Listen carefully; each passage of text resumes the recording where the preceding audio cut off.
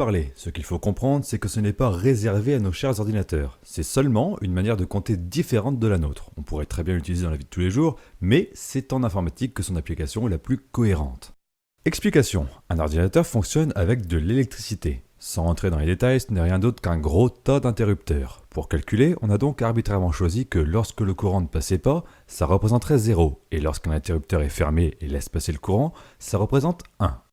J'insiste, le choix est arbitraire, rien ne nous empêche de remplacer 0 par une orange et 1 par une banane, mais ça fait tout de suite moins scientifique, vous en conviendrez. Bref, l'ordinateur fonctionne avec deux états distincts, que l'on va noter 1 et 0 suivant les cas. Et comme par hasard, le système binaire fonctionne avec 1 et 0, ça tombe quand même vachement bien, hein. En toute logique, il est alors possible d'apprendre à l'ordinateur à compter en binaire, mais pour ça, il faudrait déjà que l'on sache compter en binaire nous aussi. Et là encore, ça tombe vachement bien parce que c'est le but de cette vidéo. À moins que vous ne débarquiez d'une autre planète, nous les humains, on compte en base 10, c'est-à-dire que l'on va compter 0, 1, 2, 3, 4, 5, 7, 8, 9, et arrivé à 9, on va recommencer du début, on va mettre un 1 pour indiquer une dizaine, suivi d'un 0 pour faire le 10. Ensuite, on continue avec 11, 12, 13, et la suite, vous la connaissez. Mais pour bien comprendre, il faut avoir en tête qu'on ne passe pas de 9 à 11 par magie. Dans nos têtes, c'est quelque chose de naturel, presque instinctif, puisqu'on l'utilise sans arrêt. Pourtant, ça répond à une véritable logique. Pour passer de 9 à 10, la logique veut que, comme on a utilisé toutes les unités possibles, le 0, le 1, le 2 et tout le reste, on repart du début en notant 1 et on y rajoute notre série de chiffres pour continuer, et pour faire 10, 11, 12. Au passage, vous remarquerez qu'on a 10 chiffres, ce qui explique pourquoi on parle de base 10 ou de décimale. Maintenant, avec le binaire, il suffit de garder la même logique, sauf qu'on n'aura que deux chiffres à notre disposition, le 0 et le 1. Pour compter 0, là c'est pas dur, il suffit de noter 0.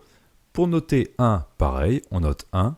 Et pour le 2, on va faire pareil qu'en base 10, c'est-à-dire qu'on va décaler d'une colonne en notant 1 et on va repartir à 0. Oula, c'est compliqué, hein. Là, vous voyez 10, mais en réalité c'est 1, 0, c'est du binaire et ça représente 2. Waouh, ça fait beaucoup de chiffres quand même, et c'est pas très clair. Alors on va recommencer tout doucement et on va compter jusque 6 ce coup-ci, pour bien voir la mécanique. Le 0, c'est un 0, le 1, c'est un 1. Jusque-là, rien de bien compliqué. Comme on n'a que le 0 et le 1 pour compter, on ne peut pas écrire 2 avec le chiffre 2. Et comme on a déjà utilisé le 0 et le 1 pour écrire la suite, on va devoir décaler d'une colonne. Alors on note 1 et 0, et là ça nous fait 2. Pour le chiffre 3, on continue sur la même logique. On a toujours 1 dans la première colonne et 0 dans la seconde. Alors il suffit de mettre un 1 à la place du 0 et le tour est joué. En gros, ce qu'on vient de faire là, c'est qu'on est passé de 1, 0 à 1, 1 parce qu'on a fait plus 1. Bon, on va voir avec le 4, ce sera peut-être plus simple. Maintenant qu'on est allé au maximum des deux colonnes, on décale et on note 1, suivi de 0 dans la deuxième colonne, et 0 encore dans la troisième, et là, ça nous fait 4. Et pour le 5, on fait quoi? Si vous avez suivi, il suffit de rajouter 1 dans cette colonne, et on obtient le 5. Voilà, ça c'était la logique des choses. Maintenant, vous connaissez la mécanique pour compter en binaire. En gros, si vous avez bien suivi, on compte 0, 1, et une fois qu'on veut aller plus loin, on décale et on recompte 0, 1, etc., etc., etc., etc. Sauf que compter de cette manière, c'est pas très pratique. Si je veux écrire le nombre 34 par exemple, il va falloir que je parte de 1 jusque 34 en ne comptant qu'en binaire. C'est vraiment casse-couille. Alors plutôt que de se faire chier à dresser une liste remplie de 0 et de 1 pour aller jusque 34, on va utiliser les puissances de 2 pour se simplifier la vie.